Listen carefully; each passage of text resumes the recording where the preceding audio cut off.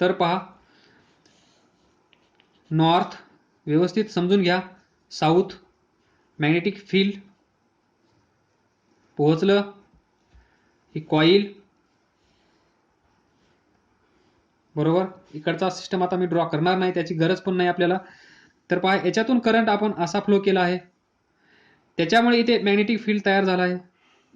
हे magnetic field आणि हे मॅग्नेटिक फील्ड इंटरॅक्शन झाल्यामुळे ही कॉईल रोटेट झाली आहे. हा शाफ्ट, या शाफ्टवर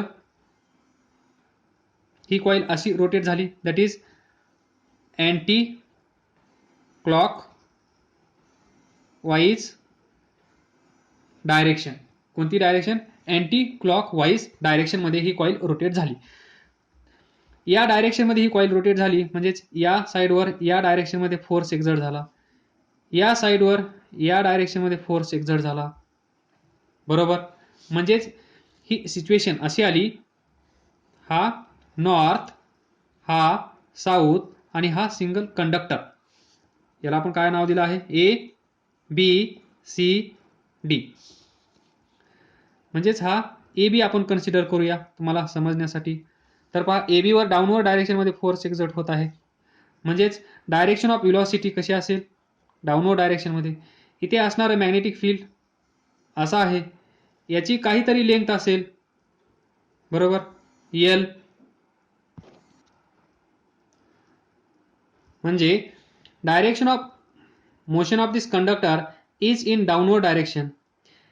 इथे अवेलेबल असणार magnetic field from left to right. Length of conductor माहित आहे. तर पहा, लेंथ ऑफ कंडक्टर मॅग्नेटिक फील्डला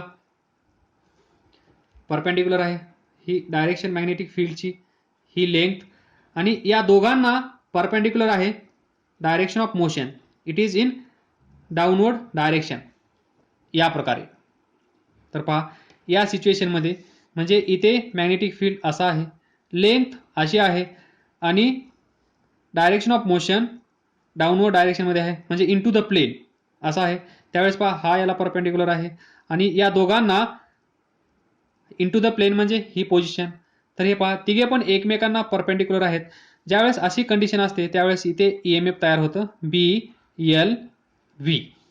म्हणजे इथे अजून एक प्रकारचं ईएमएफ तयार होईल, E is equal to B L V. आणि हे असेल, हे कुणामुळे तयार होत आहे? हा कंडक्टर मोशनमध्ये आल्यामुळे. तर इथे पहा, इथे तर पहा, हे जे ईएमएफ तयार होत आहे याला आपण काय म्हणतो? Induce EMF. E is equal to minus of d phi by dt by Lenz law. याची डायरेक्शन कशी असते? याची डायरेक्शन जो याला तयार करतो त्यालाच तो अपोज करतो, बरोबर. म्हणजे मग याला तयार कोण करत आहे? इथे या कॉइलमधून फ्लो होणारा करंट आय. हा करंट आय या कॉइलमधून फ्लो झाला म्हणून ही कॉइल रोटेट झाली, आणि ही कॉइल रोटेट झाली म्हणून इथे इंड्यूस ईएमएफ आला. तर पहा सिक्वेन्स. पहिलं इथे एक मॅग्नेटिक फील्ड अवेलेबल आहे जे नॉर्थ टू साऊथ जात आहे, बरोबर. त्यानंतर हा current carrying conductor that is A B, याने इथे एक मॅग्नेटिक फील्ड तयार केला आहे. हे दोन मॅग्नेटिक फील्ड, समजा याला B1 म्हणलं तर याला B2 म्हणलं तर B1 B2 या दोघांचं इंटरॅक्शन झाल्यामुळे ही कॉईल रोटेट झाली. म्हणजेच ही कॉईल मोशनमध्ये आली. आणि जेव्हा कॉईल, म्हणजेच आपल्यासाठी आपण फक्त हा पार्ट कन्सिडर करत आहोत समजण्यासाठी, तर ए बीची मोशन म्हणजेच त्याला वेगळं ड्रॉ केलं आपण, नॉर्थ साऊथ, आणि हा ए बी, बरोबर. जेव्हा हा मोशनमध्ये येतो त्यावेळेस याच्यात पण एक ईएमएफ तयार होतं, त्याला आपण म्हणतो इंड्यूस्ड ईएमएफ. आणि ते किती असतं? बी एल व्ही एवढं. आणि हा पण लॉ तुम्हाला माहित आहे, Lenz law, sorry direction of according to Lenz law, direction of this induced EMF is in opposite direction. म्हणजे ज्याच्यामुळे हा तयार झाला, सिंपल लक्षात ठेवा, ज्याच्यामुळे हा EMF इंड्यूस EMF तयार झाला तो त्यालाच अपोज करतो, एवढं लक्षात ठेवा. म्हणजे हा कुणामुळे तयार झाला, या AB मधून करंट I फ्लो झाला म्हणून हा इंड्यूस EMF तयार झाला. तर हा इंड्यूस EMF हा पण करंट तयार करेल, I is equal to E/R. मग हा करंट या करंटच्या अपोजिट डायरेक्शन मध्ये असेल. तर तुम्हाला माहित आहे ज्यावेळेस आपण मोटार सुरू करतो त्यावेळेस सुरुवातीला करंट या मोटरमध्ये जास्त यूज केला जातो. त्याचं कारण काय आहे तर पहा, सुरुवातीला I करंट या कॉईल मधून फ्लो झाला आहे.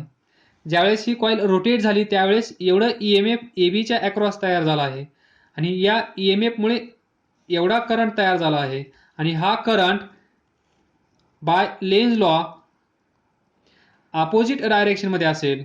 म्हणजेच अपोजिट डायरेक्शन मध्ये म्हणण्यापेक्षा ज्याने हा करंट तयार केला, म्हणजे या करंटमुळे हा करंट तयार झाला, तर हा करंट ज्यानं याला तयार केलं, ज्यानं म्हणजे यानं याला तयार केलं, तर हा काय करेल, यालाच अपोज करेल. मग याला अपोज केल्यानंतर काय होईल, हा करंट काय होईल सांगा लवकर, हा करंट काय होईल, हा करंट डिक्रीज होईल. बरोबर. म्हणजे ABCD मधून फ्लो होणारा करंट डिक्रीज झाला. डिक्रीज झाला म्हणून आपण म्हणतो ज्यावेळेस आपण मोटार सुरू करतो त्यावेळेस सुरुवातीला I करंट याच्यातून फ्लो झाला होता, समजा I असेल, त्यानंतर ही सर्व डिस्कशन जे आपण केलं आहे ते झाल्यानंतर तिथे करंट I1 अवेलेबल असेल, तर I1 is less than I. हमेशा हमेशा के लिए I1 is always less than I. I is initial current which is supplied by this battery. त्यानंतर एवढं सर्व इथे घडून आल्यानंतर करंटला अपोज केल्यानंतर या कॉईल मधून फ्लो होणारा करंट I1 असेल, तर I1 हा I पेक्षा कमी असतो. म्हणून आपण म्हणतो मोटार ज्यावेळेस सुरू होते, ज्यावेळेस ती रनिंग मध्ये असते, फिरत असते, त्यावेळेस त्याला करंटची आवश्यकता कमी असते as compare to initial or starting current. म्हणजे स्टार्टिंग करंट कसा असतो, मोर, आणि रनिंग कंडिशन मध्ये करंट कसा असतो, लेस. तर याचं कारण काय, ही जी ABCD कॉईल आहे याचं नाव हे पण आहे, लक्षात ठेवा, आर्मेचर कॉईल. या आर्मेचर कॉईल मधून फ्लो होणारा करंट जो आपण सप्लाय केला आहे तो करंट या कॉईलला फिरवतो आणि ही कॉईल फिरल्यामुळे इथे इंड्यूस EMF तयार होतं बाय दिस लॉजिक, आणि ते EMF तयार झाल्यामुळे तो एक करंट तयार करतो आणि हा current by according to Lenz law कसा असतो, अपोज करणारा असतो. हा नेहमी अपोज करतो. जर इन्क्रीज होत असेल तर डिक्रीज करणं, आणि डिक्रीज होत असेल तर त्याला सपोर्ट करणं. डिक्रीज होत असेल तर त्याला सपोर्ट करून इन्क्रीज करणं. म्हणजे मागच्या लेक्चरमध्ये डिस्कस केला आहे, जास्त डिस्कशन करण्याची गरज नाही आहे, सिंपल आहे. Lenz law that is direction, आणि second law of Faraday of electromagnetic induction is E is equal to minus d∅dt. हे पण तुम्हाला माहित आहे. तर आता समजलं असेल 9. आणि ते पहा, ज्यावेळेस ही कॉईल फिरत असेल, ज्या वेळेस ही कॉईल फिरत असेल त्या वेळेस ही सिच्युएशन तिथे येत असेल, ज्या वेळेस ही कॉईल फिरत असेल त्या वेळेस ही सिच्युएशन तिथे अवेलेबल असेल, आणि ही सिच्युएशन तिथे अवेलेबल असेल तर आपण हे जे इंड्यूस EMF आहे हे आपण स्टॉप करू शकतो का, थोडंसं विचार करा. म्हणजे ज्या वेळेस इथे मॅग्नेटिक फील्ड असेल, असं हा कंडक्टर असेल, बरोबर, हा कंडक्टर जर इथे आपण मोशन मध्ये आणला, जसं आपण याला मोशन मध्ये आणू तसं हा A पॉइंट असेल, हा B पॉइंट असेल, तर E ए बी, इथे बी एल व्ही एवढं ईएमएफ तयार होणार म्हणजे होणार.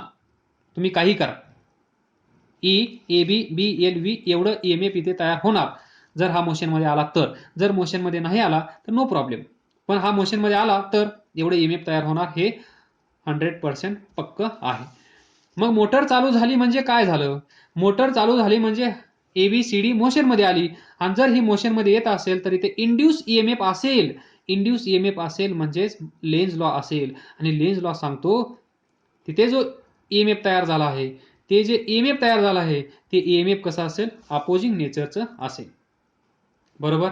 मग हा अपोज करेल, मग हा करंट कमी होईल. म्हणून मोटार सुरू असताना म्हणजे 1-2 मिनिटांनंतर त्या मोटारला करंट सप्लाय कमी लागतो, जेवढा आपण अगोदर दिला होता तेवढा. म्हणजे सुरुवातीला याच्यातून करंट जास्त फ्लो होतो, कारण सुरुवातीला ही कॉईल रोटेट करायची असते, टॉर्क क्रिएट करायचा असतो, एनर्जी जास्त लागते, त्यावेळेस करंट जास्त यूज केला जातो. आणि त्यानंतर करंट कमी का यूज केला जातो? तर हे सर्व डिस्कशन. याच्यामुळे तिथे करंट कमी फ्लो होतो, कारण ज्यावेळेस ही कॉईल रोटेट होते, ज्यावेळेस ही कॉईल रनिंग मध्ये असते, त्यावेळेस ही जनरेटर म्हणून काम करत असते. काय? जनरेटर. बरोबर? जनरेटर काय आहे? जनरेटर एक सिंपल कॉईल आहे. ती कॉईल आपण कशाच्या तरी सहाय्याने फिरवतो आणि इलेक्ट्रिसिटी तयार करतो. तेच ते आहे, बाकी काही वेगळं नाहीये. इथे काहीतरी सिस्टम तुम्ही तयार करा, ही कॉईल फिरवा, म्हणजे जी मोटर आहे आपली इलेक्ट्रिक मोटर पण जनरेटर म्हणून काम करू शकते. म्हणजे ज्यावेळेस ही मोशनमध्ये येईल त्यावेळेस ती जनरेटरच असते. ती आपल्यासाठी इलेक्ट्रिक मोटर असते, पण त्याच्या आतमध्ये एक ऍक्शन तयार होते नवीन, त्याला आपण म्हणतो जनरेटर ऍक्शन. मग या जनरेटर ऍक्शनमुळे तयार होतं ईएमएफ, त्यालाच आपण म्हणतो इंड्यूस ईएमएफ. ते कसं असतं? Opposing nature. अपोजिंग नेचर म्हणजेच त्या कॉइलमधून फ्लो होणारा करंट आय रिड्यूस करतं, म्हणून नंतर त्या मोटरला करंट सप्लाय कमी लागतो. आणि हे जे ईएमएफ आहे पहा, जेव्हा जेव्हा परत सांगतोय, जेव्हा जेव्हा ही कॉईल मोशनमध्ये येईल तेव्हा तेव्हा तिथे ईएमएफ अवेलेबल असेल. हे ईएमएफ आपण अवॉइड करू शकत नाही. हे ईएमएफ आपण अवॉइड करू शकत नाही. म्हणून पहा, this induced EMF which is unavoidable, हे आपण अवॉइड करू शकत नाही due to generator action. Generator action म्हणजे काय? जेव्हा जेव्हा कॉईल मोशनमध्ये येते तेव्हा तेव्हा त्याच्या अक्रॉस ईएमएफ तयार होत असतं. हे आपल्याला वारंवार आपण डिस्कस करून बोर झालो आहोत. म्हणजेच तिथे ईएमएफ अवेलेबल असेल in motor is called as back EMF. यालाच आपण म्हणतो बॅक ईएमएफ. आलं लक्षात? बॅक ईएमएफची कन्सेप्ट तुमच्या लक्षात आली असेल.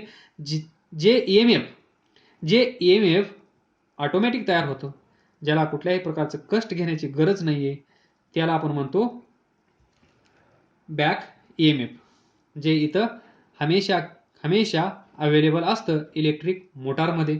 तर विसरू नका. आलं लक्षात? तर पहा, यालाच आपण म्हणतो बॅक ईएमएफ. बॅक ईएमएफ हा एक वर्ड आहे, छोटीशी कन्सेप्ट आहे. एवढं समजावून सांगण्यासाठी अख्खा इलेक्ट्रिक मोटर एक्सप्लेन करावा लागला. तर व्यवस्थित समजून घ्या, अभ्यास करत राहा, चांगले मार्क्स घ्या. तर अजून एक दुसरं लॉजिक तुमच्यासाठी, ज्यावेळेस आपण मोटार सुरू करतो त्यावेळेस आपण डिस्कस केलं की सुरुवातीला करंट जास्त लागतो. सुरुवातीला करंट जास्त का लागतो? तर सुरुवातीला ती मोटार फिरत नसते. बरोबर? ती मोटार फिरत नसते म्हणजे ती कॉईल मोशनमध्ये नसते. ती कॉईल मोशनमध्ये नसते म्हणजे बॅक ईएमएफ नसतं. बॅक ईएमएफ नसतं म्हणून त्याला जास्त करंट सप्लाय करावा लागतो. ज्यावेळेस आपण करंट सप्लाय करतो त्यावेळेस ती कॉईल मोशनमध्ये येते. ती कॉईल मोशनमध्ये आल्यानंतर लगेच तिथे बॅक ईएमएफ तयार होतं, आणि बॅक ईएमएफ तयार झाल्यामुळे त्या आर्मेचर कॉईलमधून फ्लो होणारा करंट रिड्यूस होतो. आणि करंट रिड्यूस झाल्यामुळे आपण म्हणतो ज्यावेळेस मोटार रनिंगमध्ये येते, ज्यावेळेस मोटार सुरू असते, त्यावेळेस आपण करंट सप्लाय कमी देत असतो. हे एक लक्षात ठेवा. चांगला आहे, ऐकायला चांगला आहे, लक्षात ठेवायला पण चांगला आहे. तर पहा, we will define back EMF. तर सिंपल आहे. Induce EMF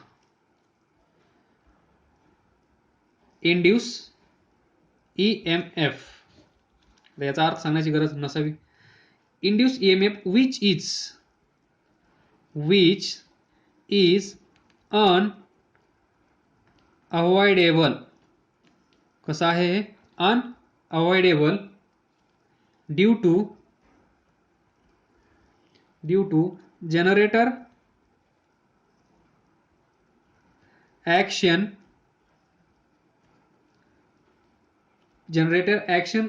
of electric motor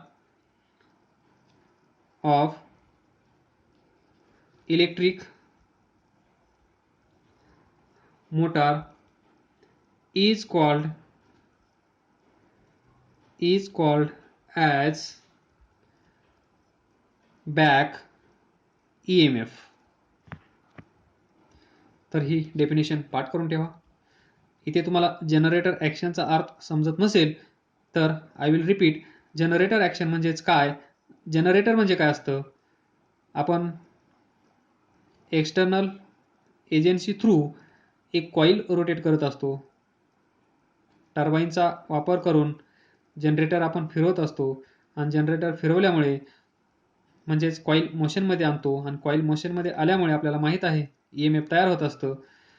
म्हणजे या मोटरमध्ये आपण external current by using battery supply करतो आणि त्यानंतर ती कॉईल ABCD फिरते.